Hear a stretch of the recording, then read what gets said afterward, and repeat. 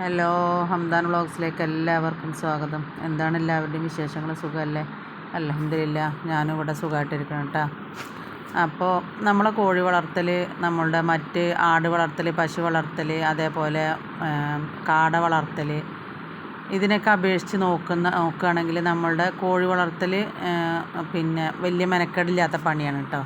കാരണം അതിനൊക്കെ ഇപ്പോൾ ഒരു ആടായാലും ഒരു പശു ആയാലൊക്കെ പുല്ലരിയാൻ പോയിട്ടും ആടിനെ ഇല കെട്ടാൻ പോയിട്ടും പുറത്തഴിച്ച് വിട്ടിട്ടും അതേപോലെ ഭയങ്കര പണിയാണ്.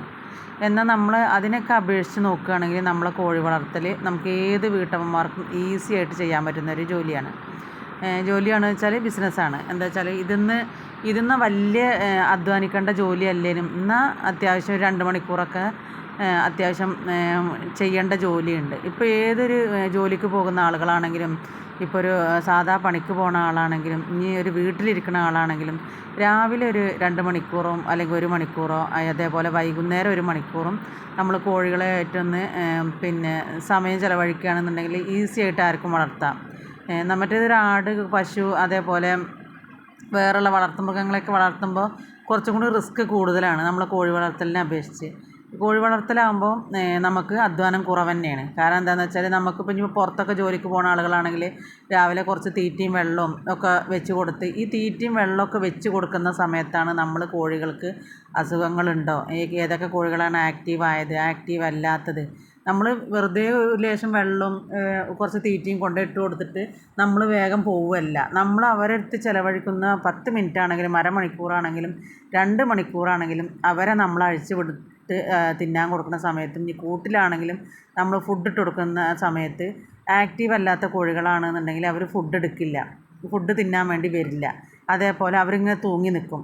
അപ്പോൾ നമ്മൾ ആ സമയത്താണ് നമ്മൾ കോഴികൾക്ക് എന്തെങ്കിലും അസുഖങ്ങളുണ്ടോ എന്തൊക്കെയാണെന്നുള്ളതൊക്കെ നമ്മൾ കോഴികളെ നന്നായിട്ട് ശ്രദ്ധിക്കേണ്ട സമയമാണത്.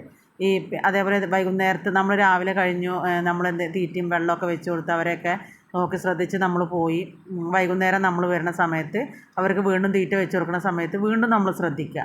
അങ്ങനെ നമുക്ക് ഏത് ജോലിക്കും നമുക്ക് കോഴീനെ വളർത്തുക എന്ന് വെച്ചിട്ട് നമ്മളുടെ വേറൊരു ജോലി നമ്മൾ ഒഴിവാക്കേണ്ട കാര്യമില്ല. നമുക്ക് കോഴി വളർത്തൽ ഒരു സൈഡ് ബിസിനസ്സായിട്ട് കൊണ്ടുപോകാൻ പറ്റിയൊരു സംഭവമാണ്.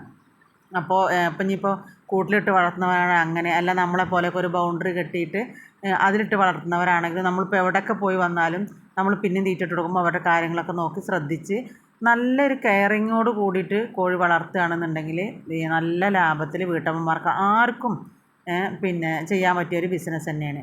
എന്താണെന്ന് വെച്ചാൽ അധ്വാനം കുറവ് എന്ന് പറയാൻ കാരണം നമുക്ക് ഇവരുടെ മേലെ ചെറിയൊരു കെയറിങ് മാത്രമേ ചെയ്യേണ്ടുള്ളൂ.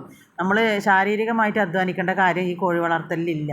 ഒരു പശു ആണെന്നുണ്ടെങ്കിൽ നമുക്ക് വൈക്കോലാണെങ്കിൽ നമ്മളത് സംഘടിപ്പിക്കാൻ വേണ്ടിയിട്ടും, അതേപോലെ അത് 3 നേരം കൊണ്ടുവന്ന് ഇട്ട് കൊടുത്തിട്ടും, അതേപോലെ പുല്ലരിയാൻ പോയിട്ടും, അതേപോലെ വെള്ളങ്ങളുണ്ടെങ്കിൽ വെള്ളം എടുക്കാനും, അതേപോലെ അവരൊന്ന് പുറത്ത് അഴിച്ച് വിട്ട് കെട്ടണം എന്നുണ്ടെങ്കിൽ അത് അഴിച്ച് കെട്ടാനും, അതേപോലെ മഴയായാലും വെയിലായാലും, അതേപോലെ അവരെ ശരീരമൊക്കെ ഒന്ന് കുളിപ്പിച്ച് വൃത്തിയാക്കാനും തൊഴുത്ത് വൃത്തിയാക്കാനും അങ്ങനെയൊക്കെ ഒരു പശു ആണെങ്കിൽ ഉണ്ടാവും. അതേപോലെ തന്നെയാണ് ആടുകൾ എന്ന് പറഞ്ഞാൽ, നമ്മുടെ കോഴികൾ പറഞ്ഞാൽ അങ്ങനെ സൗണ്ട് അത്ര ഉണ്ടാവില്ല, അവർ ചെറുതായിട്ടുള്ള ഒരു കൊക്കണ സൗണ്ടേ ഉണ്ടാവുള്ളൂ. നമ്മൾ ആടുകളാണെന്നുണ്ടെങ്കിൽ നമ്മൾ എവിടെയെങ്കിലും പോയി വരുമ്പോഴത്തേനും അവർ ഭയങ്കര സൗണ്ടാവും.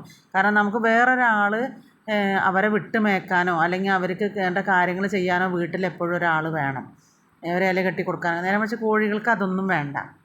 അപ്പോൾ എളുപ്പത്തിൽ നമുക്ക് വളർത്താൻ പറ്റിയത് കോഴി തന്നെയാണ്. പക്ഷേ എന്നാൽ കെയറിങ് കൂടുതൽ വേണ്ടതും കോഴികൾക്കാണ്. കാരണം പെട്ടെന്ന് അസുഖം വരുന്നതും പെട്ടെന്ന് അസുഖങ്ങൾ പകരുന്നതും പെട്ടെന്ന് സൈലൻ്റ് അറ്റാക്കൊക്കെ വന്നിട്ട് വേഗം ചാവുന്നതും കോഴികളാണ്. അപ്പോൾ ഏറ്റവും കൂടുതൽ കെയറിങ് കോഴികൾക്ക് വേണം. എന്നാൽ അധ്വാനം കുറവുമാണ് കോഴികൾക്ക്. അപ്പോൾ ഏതൊരാൾക്കും നമുക്ക് ഏത് ജോലിയുടെ കൂടെയും ഒരു പാർട്ട് ടൈമായിട്ട് കൊണ്ടുപോകാൻ പറ്റിയൊരു ബിസിനസ് അല്ലെങ്കിൽ നമ്മളുടെ ഒരു ഇതാണ് കോഴി വളർത്തൽ. ഇനിയിപ്പോൾ ഒരു ആടാണെങ്കിലും അതാണെങ്കിലും അവരുടെ ഒരു ഗർഭകാലമാണെങ്കിലും പ്രസവ സമയമാണെങ്കിലും ഒക്കെ നമുക്ക്, അതേപോലെ പശു ആണെങ്കിലും അവരുടെ പ്രസവ സമയത്തും അവരുടെ ഇതൊക്കെ നമുക്ക് നമുക്ക് അവരെയൊന്നും വിട്ടു പോകാൻ വേണ്ടി പറ്റില്ല. നേരെ വെച്ച് കോഴിയാണെന്നുണ്ടെങ്കിൽ നമുക്കൊരു പ്രശ്നവുമില്ല.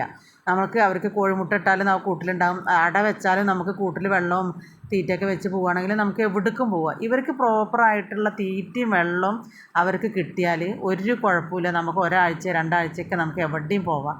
പക്ഷേ നമ്മളെപ്പോലുള്ള ആളുകൾക്ക് ഒരു ദിവസം മാറി നിന്നാൽ തന്നെ ടെൻഷനാണ്.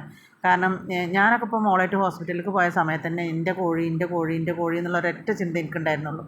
കാരണം നമ്മളുടെ ചിന്ത മുഴുക്കം ഇങ്ങനെ ഇരിക്കും. അല്ലാത്തവർക്ക് കുഴപ്പമൊന്നുമില്ല, അവരിങ്ങനെ ഇങ്ങനെ വളർത്തുന്നവരാണെങ്കിൽ 2-3 ആഴ്ചയൊക്കെ പോയി നിൽക്കണവരൊക്കെ ഉണ്ട്. പക്ഷേ നമ്മൾ ഇതിലിങ്ങനെ ഇവരുമായിട്ടുള്ളൊരു എന്നും ഇവരെ കണ്ടുകൊണ്ടിരിക്കുക, അതേപോലെ ഇവർക്ക് ഫുഡ് ഇട്ട് കൊടുക്കുക, അങ്ങനത്തെയൊക്കെ ഇവരുമായിട്ട് ഇങ്ങനെ നന്നായിട്ട് മിങ്കിൾ ചെയ്ത് പോണ ആളുകൾക്കൊക്കെ വിട്ടു നിൽക്കുമ്പോൾ ഭയങ്കര വിഷമമാവും. അപ്പോൾ ഏതൊരാൾക്കും ഇത് കൊച്ചു കുട്ടി, സ്കൂളിലെ കുട്ടികൾ മുതൽ നമ്മൾ വയസ്സായവർക്ക് വരെ എൻജോയ് ചെയ്ത് ഒരു സംരംഭം, അതേപോലെ ഒരു ബിസിനസ്, അതേപോലെ നമ്മൾക്ക് 10 ഉറുപ്യ കയ്യിൽ കിട്ടാൻ പറ്റുന്ന ഏറ്റവും നല്ലൊരു മാർഗ്ഗം എന്ന് പറഞ്ഞാൽ കോഴി വളർത്തൽ തന്നെയാണ് കേട്ടോ. അത് നമുക്ക് പിന്നെ ഒരു ചെറിയൊരു സ്പേസ് ഉണ്ടായാൽ മതി. ഇനി ഒന്നും വേണ്ട, സ്പേസ് ഇല്ലാത്തവർക്കാണെങ്കിൽ ഇപ്പോൾ നല്ല ഹൈടെക് കൂടൊക്കെ ആയിട്ട് എല്ലാ സജ്ജീകരണങ്ങളും ആയിട്ട് വരുന്ന കൂടുകളുണ്ട്. അവർക്ക് തീറ്റ മാത്രം വെച്ച് കൊടുത്ത് അവരൊന്ന് കെയർ ചെയ്താൽ മാത്രം മതി. അപ്പോൾ ഏറ്റവും നല്ലൊരു ബിസിനസ് എന്ന് വെച്ചാൽ ഏറ്റവും നല്ലൊരു ബിസിനസ്സും ഏറ്റവും നല്ല കെയറിങ്ങും വേണ്ടൊരു ബിസിനസ്സും നല്ലൊരു സംരംഭവും കൂടിയാണ് കേട്ടോ നമ്മുടെ കോഴി വളർത്തൽ. അതേപോലെ നമുക്ക് മുട്ടക്കും ഇറച്ചിക്കും എപ്പോഴും ആവശ്യമുള്ള സംഗതിയാണ്.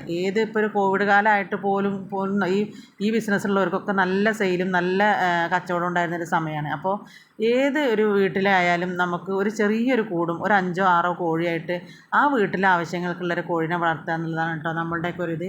അതൊരു ആദ്യമൊക്കെ നമുക്കതിലേക്കൊരു ബുദ്ധിമുട്ട് തോന്നിയാലും നമ്മൾ ഇവരുമായിട്ട് ഇങ്ങനെ ഇടപഴകാൻ തുടങ്ങുമ്പോൾ നമുക്ക് തന്നെ ഇവരോടൊരു പ്രത്യേക സ്നേഹവും, പിന്നെ ഇവരില്ലാത്തൊരു ലോകം നമുക്കില്ലാതാവും കേട്ടോ. എൻ്റെ കാര്യമാണ് ഞാൻ പറയണത്. എനിക്ക് ഇവരില്ലാതെ പറ്റില്ല.